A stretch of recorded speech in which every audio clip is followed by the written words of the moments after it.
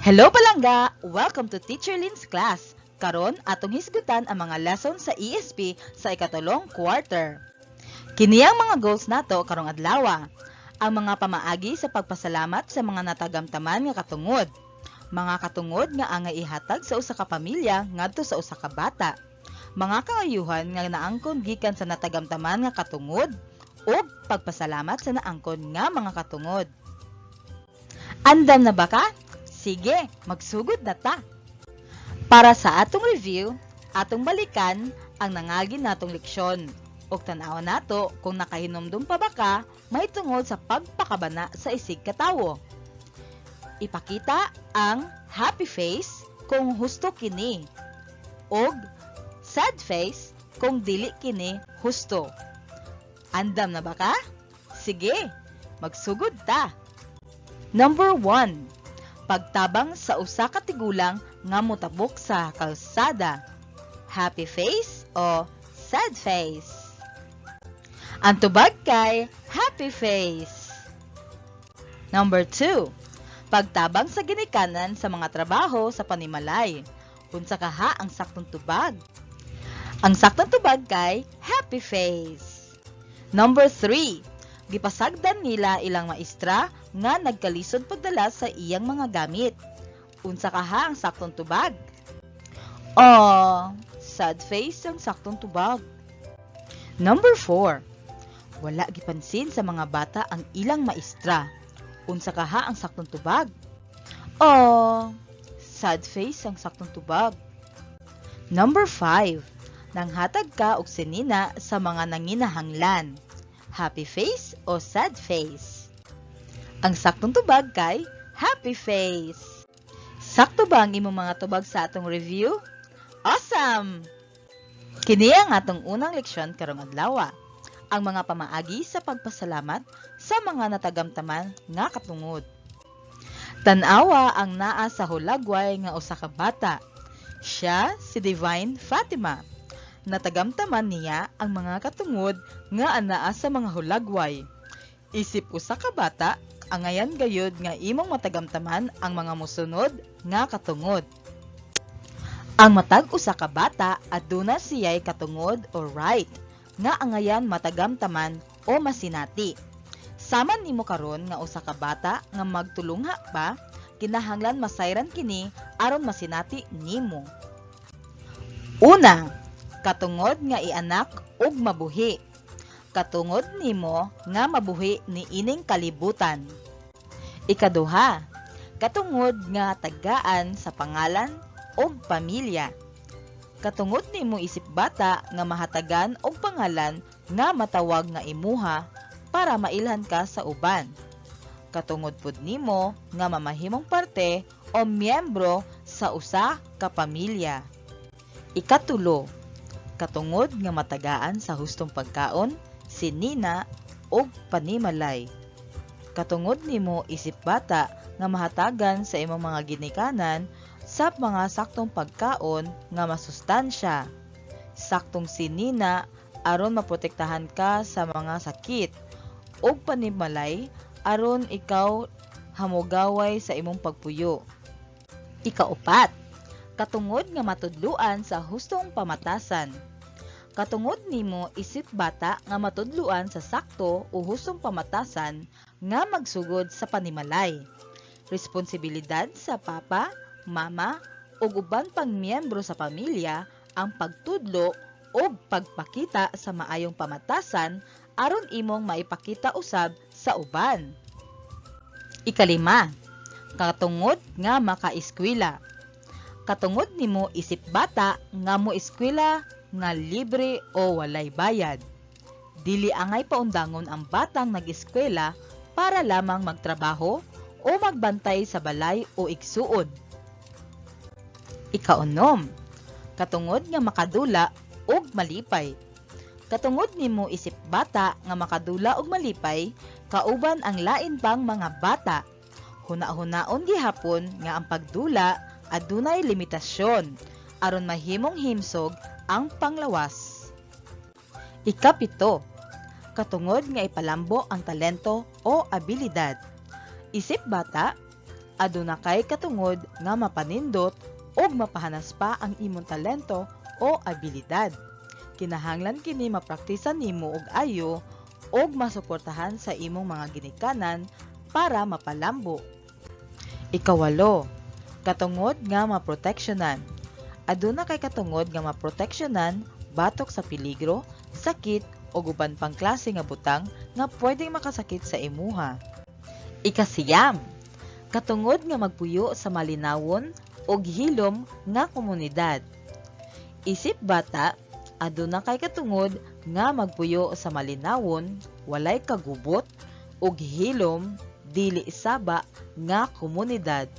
Kinahanglan kini aron mapadako nga adunay maayong huna-huna og kinaiya ang usa ka bata nga pareha nimo. Ikapulo, katungod nga ipahayag ang kaugalingon nga huna-huna. Katungod nimo isip bata nga matagan sa husto ug insaktong impormasyon aron matimbang-timbang ang desisyon nga himuon ug maipahibalo sa uban ang imong opinyon. Kini ang mga angay mabuhat sa usa ka bata sama nimo sa mga katungod nga natagamtaman. Una, dapat masabtan ug dili abusaran sa matag usa ka bata.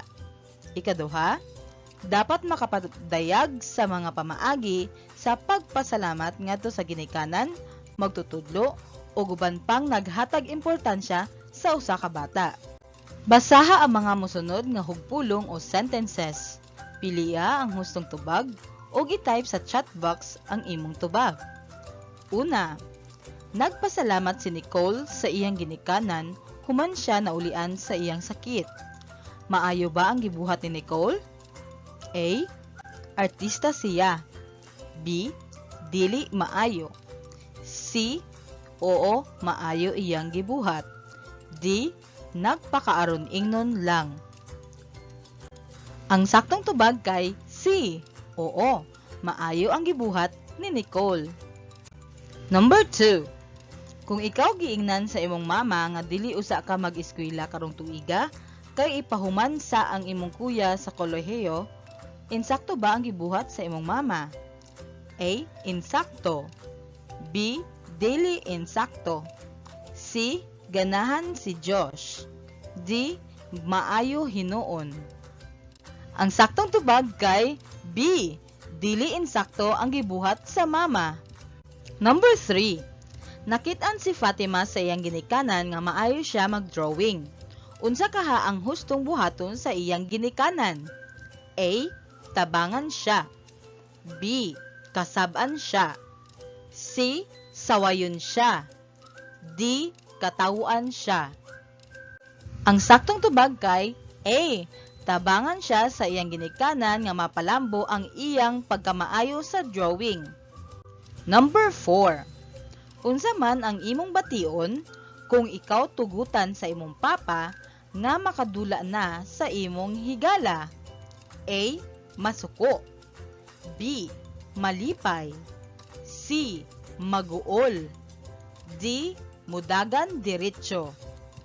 Ang saktong tubag kay B. Malipay. Malipay nga gitugutan sa papa nga makadula na kauban ang mga higala. Number 5. Gipalitan si Samantha og bag-ong sinina og mga gamit sa eskwelahan. Unsa may buhaton ni Samantha? A. Magpasalamat. B. Magpaibog. C. Kuhaon diretsyo. D. Wala lang. Ang saktong tubag kay A. Magpasalamat. Ang ayan nga magpasalamat si Samantha kung makagdawat og mga gamit nga pang-eskwela. Sakto ba ang mga tubag nimo sa hugpulong? You're the champ! Para sa atong bulahaton, butangi og check ang angayan nga buhaton, og X ang dili angayan nga buhaton. Number 1. Maningkamot ko og eskwela bisag wala ko tagay og balon nga kwarta sa akong mama. Ang saktong tubag, check! Number 2. Musaba ako sa akong ginikanan kung aduna ko'y nabatian nga sakit sa akong lawas. Ang saktong tubag kay check. Musulti jud ta sa atong ginikanan kung naatay na bati nga sakit. Number 3. Magsigi kog dula sugod buntag paingon sa hapon kauban ang akong higala. Ang saktong tubag, X. Number 4. Ipalambo nako ang akong talento o abilidad mintras bata pa ko. Check ang saktong tubag. Number 5. Kinahanglan paliton ni mama o papa ang tanang pagkaon nga magustuhan nako. Ang saktong tubag kay X. Dili kinahanglan paliton ni mama o papa ang magustuhan nimo nga pagkaon kay basin pa lang magsigi kag kaon og junk foods. Nasakto ba ang imo mga tubag? Excellent! Kini ang ikaduhang pagtulun-an nato karong adlaw. Mga katungod nga angay ihatag sa usa ka pamilya ngadto sa usa ka bata. Ang matag pamilya adunay dakong responsibilidad sa paghatag sa matag bata sa iyang mga tawhanong katungod. Ang pamilya isip pinakagamay o pinakaunang institusyon sa komunidad, mao ang manalipod o magproteksyon sa matag bata o sa iya usab nga mga katungod. Kini ang mga description kung unsa ang bata nagpaunoigon og 17 ka tuig og paubos. Nagpanuigon og 18 ka tuig og pataas, apan dili makaatiman sa kaugalingon tungod sa mental o pisikal nga kondisyon. Vulnerable o dali maobusahan sa uban og sa pamilya nagdepende og nag-umol sa iyang pagkatawo. Dapat hinumduman nga sa matag tawhanong katungod aduna kini katumbas nga mga katungdanan o responsibilidad. Kini mamahimong posible tungod kay ang bata sama kanimo adunay kapasidad sa pagbuhat og hustong desisyon o pagpili sa pagbuhat sa maayo. Para sa atong buluhaton, ipakita sa screen ang thumbs up kung ikaw nagtuo nga ang mga musunod angay mahitabo og thumbs down kung dili angay mahitabo diha sa pamilya og kaanak. Number 1. Kanunay ako og akong mga igsuon gipakaon sa masustansya nga mga pagkaon. Ang saktang tubag kay thumbs up. Number 2. Ipa-absent ako og ang akong igsuon sa pag-eskwela aron mabantayan ang among manghod nga gamay pa. Ang saktong tubag kay thumbs down. Number 3. Dili ako patabangon sa mga ginagmay nga trabaho sa panimalay kay ako ang kamanghuran og bata pa. Ang saktong tubag kay thumbs down. Number 4. Kung ako masayop, istoryahan ako sa hinay sa akong mama, papa ug mga igsuon. Ang saktong tubag, thumbs up. Number 5. Gidili ang pag-apil sa mga dula kuyog ang uban nga mga bata kay aron dili ko masamad og madagma. Ang saktong tubag, thumbs down. Nasakto ba ang maimong mga tubag sa buluhaton? You the best! Sa buluhaton karon, pilia ang matag tawhanong katungod ug tan-awa kung asa nga parte sa balay ibutang ang mga katungod. Mamili sa A. Katungod nga makapil sa mga kalihukan o B. Katungod nga maproteksyonan. Number 1. Pagdula-dula kauban ang mga silingan o higala. A. Katungod nga makaapil sa mga kalihukan o B. Katungod nga maproteksyonan. Ang saktong tubag, A. Number 2. Pag-apil sa mga programa sa eskwelahan. A. Katungod nga makaapil sa mga kalihukan o B. Katungod nga maproteksyonan.